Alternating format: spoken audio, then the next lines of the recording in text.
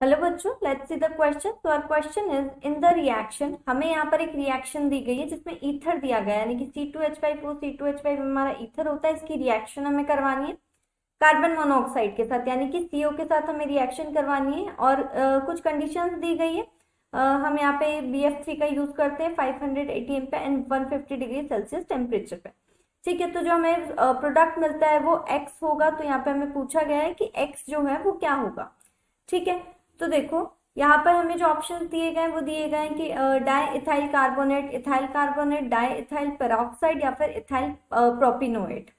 ठीक है, तो देखो सबसे पहले देख लेते हैं C2H5O C2H5।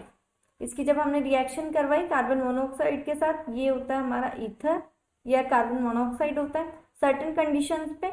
तो देखो जो प्रोडक्ट हमें मिलता है वो प्रोडक्ट होता है, हम CO यानी कि कार्बन मोनोऑक्साइड को इस तरह से भी लिख सकते हैं। ठीक है, यहाँ पर हमारे ये प्रेजेंट होता है। ठीक है, अब देखो तो अब जब इनकी रिएक्शन जो होती है तो जो हमें प्रोडक्ट मिलेगा वो आता है हमारे पास C2H5 bond double bond carbon bond O C2H5। ठीक है, ये हमें प्रोडक्ट मिलता है। ये जो प्रोडक्ट होता है, तो अगर हम इसका नाम देखें तो देखो इसका नाम क्या होगा। इधर वाला जो है इसका तो नाम एज इट इज रहता है। ठीक है, तो वो हमारा इथाइल होता है। ठीक है, अब यहाँ पर जो है हमारे 3 कार्बन की चेन है। अगर 3 कार्बन की चेन की बात करें तो ये हमारा होता है प्रोपेन, और डबल बॉन्ड O लग रहा है तो देखो यहाँ पर प्रोपेनोएट हो जाएगा। तो इसका नाम आता है हमारे पास प्रोपेनोएट।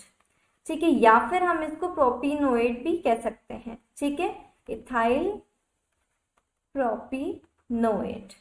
ठीक है, अगर अब बात करें कि ये जो है ये हमारा किस तरह से बनता है, तो देखो यहाँ पर C2H5O C2H5 जो है, देखो यहाँ पर एक तो एज इट इज रहेगा, है ना, और कार्बन डबल बॉन्ड O जो होगा हमारे इसके साथ में आके लग जाएगा। ठीक है, तो इस तरह से हमारा प्रोडक्ट बनता है। जो प्रोडक्ट आता है वो आता है इथाइल प्रोपिनोएट।